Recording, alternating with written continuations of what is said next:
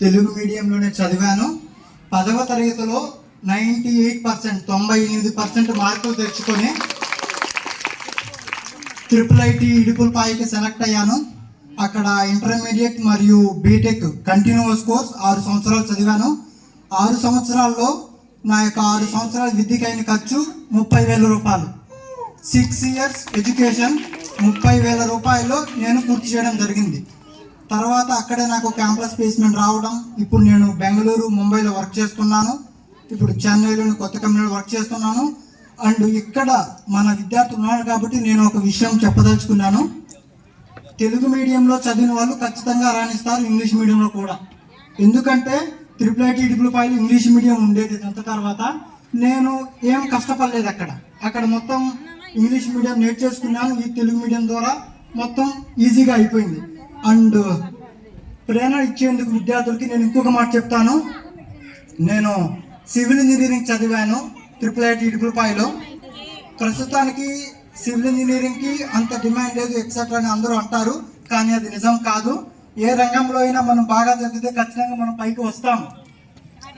And నేను విద్యార్థులకు కూడా సహాయం చేస్తూ ఉంటాను. ఎవరైతే మా జూనియర్స్ ఉన్నారో వాళ్ళకి ట్రైనింగ్ ఇస్తూ ఉంటాను. నేను గట్టిగా చెప్పదలుచుకుంది ఒకటే, తెలుగు మీడియం ఇంగ్లీష్ మీడియం తేడా లేదు. ఎవరైనా ఎక్కడైనా రాణించగలరు. మరియు ఇక్కడ నేను చదివి విద్యార్థిగా బల్లగుద్ది చెప్తాను, మన పిల్లోళ్ళు ఏ దానికి తీసిపోరు, అన్నిట్లో ముందుంటారు.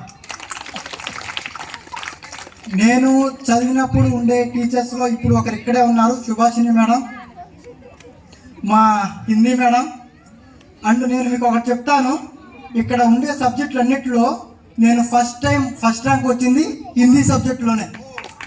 యూనిట్ టెస్ట్లో 25కి 22 వచ్చాయి. నేను 9వ తరగతిలో ఉన్నప్పుడు. దాని తర్వాత వెనక్కి తిరిగి చూడలేదు, ముందుకే వెళ్ళాను. Thank you very much madam. And I would like, నేను ఇంతటితో చెప్పదలుచుకుంది చెప్పేసాను అనుకుంటున్నాను. అందరికీ ధన్యవాదాలు.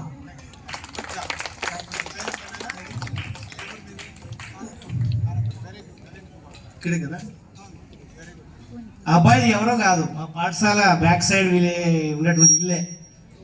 పాఠశాల అయిపోయిన తర్వాత అతను ప్రిపేర్ అయ్యేదానికి ఇక్కడే ఉన్నాడు. నేను గమనిస్తే అబ్బాయిని అబ్జర్వ్ చేసినప్పుడు పాఠశాల అయిపోయిన తర్వాత ప్రశాంతంగా ఇక్కడికి వచ్చి ఎక్సలెంట్గా ప్రిపేర్ అవుతూ ఉంటాడు. బుక్స్ అన్నీ కూడా కూర్చొని చదువుకుంటూ ప్రిపేర్ అవుతూ ఉంటాడు పాఠశాల అయిపోయిన తర్వాత ఇక్కడ వచ్చి. అటువంటి విద్యార్థి అతను, మంచి స్టూడెంట్, చాలా ఒబీడియంట్, మంచి నాలెడ్జ్ ఉండే అబ్బాయి. ఈ పాఠశాలను చదువుకున్నాడు. ఈ పాఠశాల పై తరగతికి వెళ్ళంటే చూడండి, మన బ్యాక్ సైడే, స్కూల్ బ్యాక్ సైడే. ధన్యవాదాలు. థ్యాంక్స్ బాబు.